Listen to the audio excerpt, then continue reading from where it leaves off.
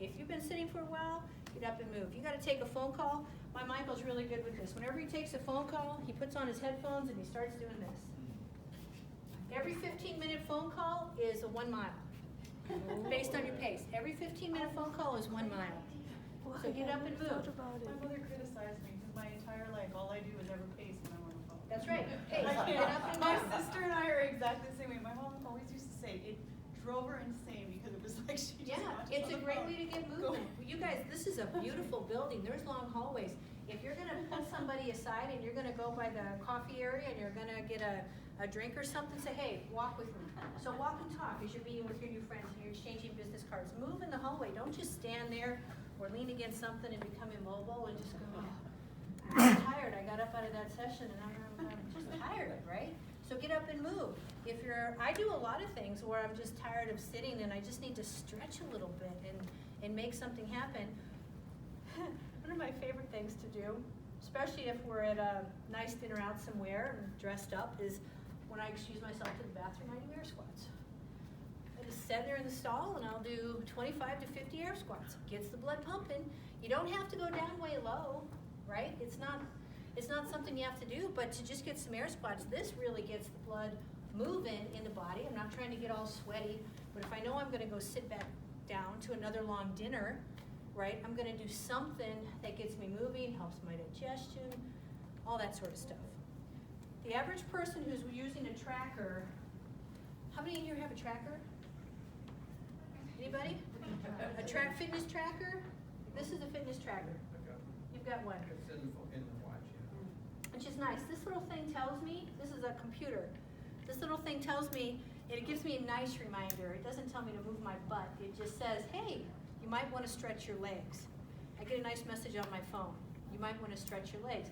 And it's a nice reminder to get up and do something. The average person with a tracker, after they get used to it, only moves 3,000 steps a day, even though they've still got their trackers, because you get used to it. So I want to encourage you while you're here today, we're gonna move past this part really quickly, is get up and move. When you're at these conferences, you got a lot of meetings, you got a lot of lunches, you got a lot of district events coming up this year. It's gonna fill your schedule. Don't feel strange about getting up and moving, taking care of yourself, walking outside, getting a couple 2 minutes of sunshine, get the cold air on your body, which is actually very good for you, right? Just get up and move and support your body. On your calendar, as you get really busy, what I encourage you to do this year is, on your monthly calendar, this meeting, board meeting, boom. What are the days I'm doing some physical activity dedicated to myself? Am I going to the gym?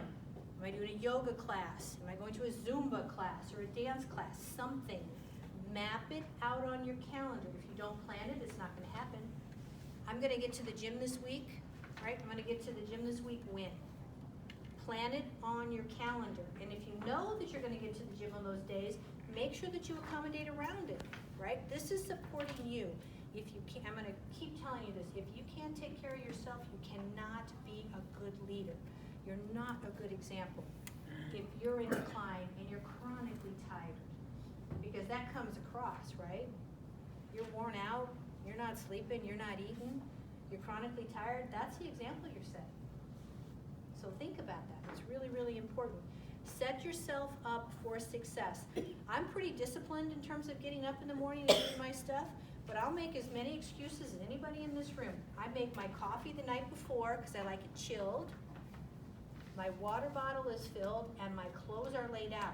Any one of those things, so all I have to do, as long as I can get my butt out of bed, the alarm that goes off, and there are many mornings I wake up where it's like, oh, I could just sleep a little more.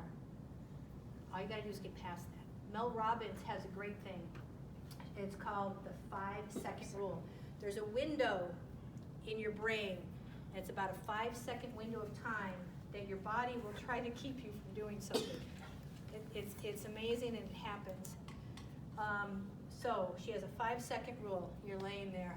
Oh, I don't want to get up. I need to sleep. Yeah, I'll be better if I sleep. 5, 4, 3, 2, 1. Count it down and move. Count it down. Whatever it is. I don't want to make that phone call. I don't want to go to the store. I don't want to go to the gym. I don't want to do this. I don't want to deal with that problem at the Rotary Club. 5, 4, 3, 2, 1. Just count it down. No excuses. make that your new action, that's your new shift, right? It's that habit break. You're trying to break up a pattern, and you just move to the next thing before you have time to think about it. Play a game with it. It really does work. Try it. You'd be surprised.